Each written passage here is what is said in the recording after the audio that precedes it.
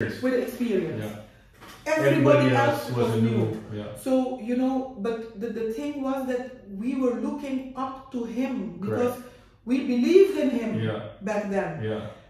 The thing went wrong when we ended up winning the elections and and getting in opposition. Yeah. And then he left. He left to Aruba, leaving us behind, and making that I had literally we didn't have a lead. So you stepped up. I stepped up and I took then you know, the lead to study myself about what I'm in now here, what I Yeah. have to do, how to do it, and looking to people on all the islands. So you felt that you had to step in when he left. When he left, because I was. Did you feel even betrayed? Is that too strong a word? I felt a little bit betrayed back then, but not only for me, for the whole party. But you were disappointed? Understood, we were very disappointed, not only me. Hurt and disappointed? And you know, hurt and disappointed, though I understood. Because he couldn't get a job here. That was actually the issue why he went to Aruba, because there he could work and get an income. But I was like... But his wife was also at that time in Aruba. Yeah, but you know, I was like, we are together on this ship here. Yeah. And you can't just leave us alone. You left us knowing that none of us had the experience that you had. And but when he came back? He came back at the end of that first year. Yeah.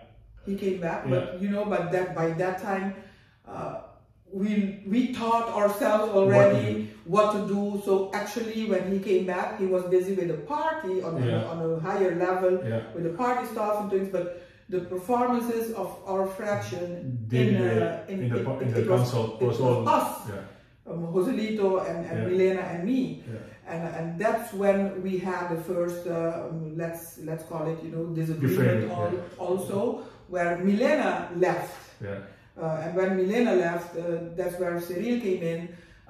You know, okay, Cyril also had to learn from us. We helped each other, because that's something that us who were in the fraction, we were very protective of each other and helping each other, because we knew that we didn't have somebody to, you know, that could had lead experience. us. So you all kind of looking out for each other in some way.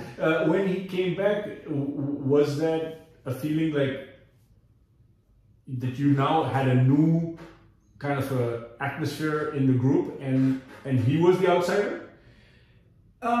Not really like that, but there was a totally different ambience. Why? Because we were not the ones of the year before, not knowing anything anymore. And we learned it the hard way. What we knew, we learned the hard way. So now he had to get accustomed to the fact that saying A didn't mean everybody followed the A. Now people have. And for me, definitely not. Especially if I see that it shouldn't be A. So the ambience kind of changed a little bit. The coalition that was formed between MPB and initially there was some conversation with Democrat also? We had some conversation with Democrat at the beginning, but that Democrat then went to form with UPB. So that's why we were in opposition. I have to say, Adnan, I'm very happy that happened, that we were in opposition. Because you learned? Because we learned a lot during that opposition period, and we really had to learn it the hard way. Do you think Democrats and UPB, do you feel in any way betrayed by the fact that Democrats partied with UPB, or it's really not even, I mean, they did what they thought was best for them and so be it? You know, to me, the way that it went is not the way doesn't win the best universal prize. To me, if you and me are talking, we are dealing and we are negotiating, at least we have to finish our negotiation for you to go somewhere. Or if you went somewhere else and you have in mind to go form the coalition with them, at least come back over here and say, listen, yeah, and that didn't happen. We heard it on the news. Afterwards. Yeah, we heard it on the news. When you decided to leave MPB, you probably were approached by Democrats. I was approached by everybody. By everybody. Yeah. You could have joined somebody else. True. Which some ways is easier because there's an established platform. But you chose not to. You chose to go once again. By myself. By yourself. Yeah. And do your own thing. Why did you not join either UPB or Democrats? You know, Adnan, if I didn't join years before, then why not? Why should I go now? Because I was like with MPB, when I was with MPB, we started, actually we were the ones talking, preaching, innovative ideas and new things and ideas, that blah blah blah. It didn't work out. We ended, when I was there, we were actually at a point that we were the same as the others. Yeah. Traditional as traditional. So you ended up, from your ideals, you compromised so much that you became just like the others. Exactly, and I had a problem with that too. So I was the one that was almost speaking out that don't do it. But because you were principled, or because you were unrealistic? Some people will say that you believed in a vision, you were principled, and you stuck to those principles and were not willing to compromise. Your critics will say that you don't understand politics. In politics, you have to put some water into the wine, you have to compromise, you're not a compromising person. But this is not politics. When we talk about principles, principles are no politics. You stick with your principles. You have your can't principles, your and principles. you have to stick to principles. You cannot sell your soul to the devil to compromise for political purposes. It has to be something that always you can sleep good about it at night, that your conscience is at peace with yourself. That you basically... Exactly. Yeah. And if those... You would rather stay with your principles than compromise for the sake of politics. Yeah, definitely. And when so I you left, sleep, because I don't know which critic said that I don't understand politics. I have always said, don't call me a politician. If the rest are politicians, I'm not like that. I don't want to be a politician. So I'm not a politician then. I don't know what you have to call me then. Yeah. But if the rest is... I'm a leader. Exactly. I think not a politician, I'm a person with my heart in the place beating for Bonaire and its people. And I want the things to be done right. I want the things to be done in a certain way that we, the people of here, are benefited from all decisions that we take as government, as leaders, as representatives of these same people. You cannot be, chosen by the people, and then you get in there and then you work against the people who chose you. And the reason why I stayed there, Adnan, I'm the number 6 on the list of the 2019 elections with the most votes on Bonaire. So we have 9 seats. The number 6 is mine. We are, and the law prescribed it also, we are responsible for our seats in there. So it's me who took the oath to work in favor of the people from that seat. So you might even say that you stuck to the principles, but you felt like there were people in the party that actually moved away from what it originally stood for. We found out it happened. It happened. It doesn't sound the feeling. Actually, it happened. That's actually what the happened. feeling. Because all of us were put aside, and people of other parties were brought in, and those became the advisors. While at the beginning, we had the plans that we were coming with the ideas. Exactly. So the reason why I left was literally the way that they treated me, then I explained it to them also. Listen, I don't treat anybody of you like that. You want people to treat you like that? You want people to make decisions behind your back and just hear about you, it after, and then you come just inform? No, we don't do that. And the only thing I requested, let's how you say that, delete the decision and go start back from zero. We sit at a table and we talk it out, and we can come to the same. So they essentially, even though you were inside the party, they kept you out of the decision process. Totally.